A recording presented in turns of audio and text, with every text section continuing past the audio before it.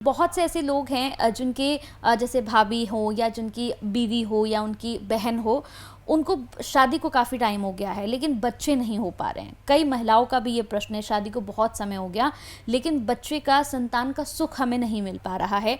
तो ऐसा क्यों और ऐसा क्या है हमारी कुंडली में जिसकी वजह से ये हमारे साथ नहीं हो पा रहा? जी कंचन जी, देखिए, अगर मैं किसी भी जातक की बर्थ चार्ट, चाहे किसी की वह बहन हो, माता हो, या जिनके जैसे वाइफ हैं या किसी की भाभी हैं, अगर किसी के भी ऐसे बर्थ चार्ट की मैं बात करूं तो कुंडली का पंचम भाव, जी हाँ, 5th हाउस से हम किसी भी व्यक्ति की संतान देखते हैं।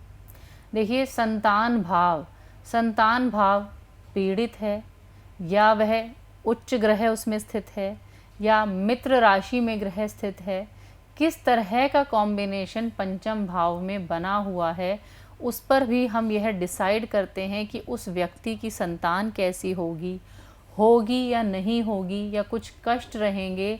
या कई बार देखा जाता है कि कुछ लोगों को कई बार कंसीव हो जाता है, पर कंसीव होने के बाद उनको कॉम्प्लिकेशंस रहते हैं, बहुत बार मिसकैरेजेस भी देखे जाते हैं। देखिए, क्या है कि 5th हाउस, पंचम भाव से ही हम अपने पूर्व जन्म के कर्म भी देखते हैं। तो बहुत बार हम कहते हैं ना कि जो हमारी संतान की उत्पत्ति होती है वह भी हमें हमारे कर्मों के आधार पर ही मिलती है। जैसा कि मैंने कहा, पंचम भाव से ही पूर्व जन्म के कर्म देखते हैं। पूर्व जन्म में हम क्या कर्म करके आए हैं, उस प्रकार की ग्रह स्थिति पंचम भाव में आती है। पंचम भाव में यह ग्रह स्थिति दिखाती है कि हमारी शिक्षा कैसी होगी, हमारी संतान कैसी होगी, उस पंचम भाव का स्वामी कौन से भाव में जाके बैठा है और ग्रहों के साथ कैसा कॉम्बिनेशन बना रहा है, वह पापग्रस्त तो नहीं है, पाप कर्त्री में तो नहीं है। जैसे कि देखिए, एक बहुत ही मैं आम सा आपको एक एग्जाम्पल अगर दूं, तो 5th हाउस में जो पाप ग्रह होते हैं वह अच्छे नहीं माने जाते हैं। जैसे कि अगर मैं बात करूं 5th हाउस में राहु, मंगल, केतु, बहुत बार सूर्य भी, मान लीजिए सूर्य नीच के हो गए, शनि उतना ज़्यादा कॉम्प्लिकेशंस नहीं देते हैं, पर शनि पुत्री का योग देते हैं। पर अगर मैं मंगल, राहु, केतु, इन ग्रहों की बात करूं तो बहुत बार देखा जाता है कि जो लेडी होती हैं उन्हें बर्थ होने में कॉम्प्लिकेशंस, यानी कि कंसीव होने में भी कॉम्प्लिकेशंस रहते हैं।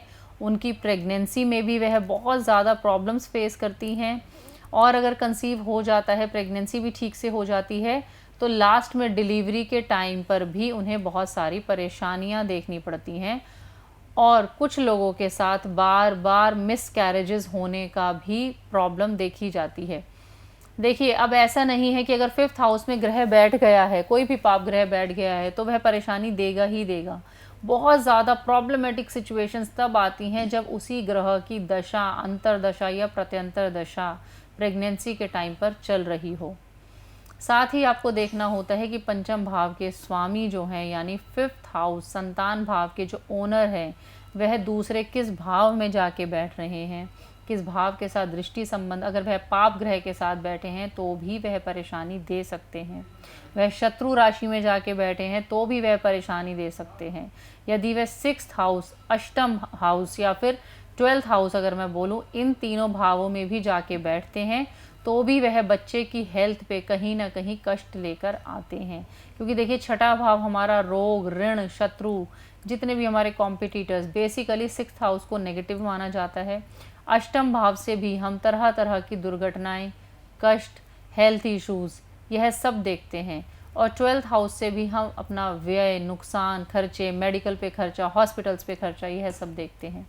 तो 5th हाउस की पंचमेश की स्थिति इन भावों में भी अच्छी नहीं मानी जाती है।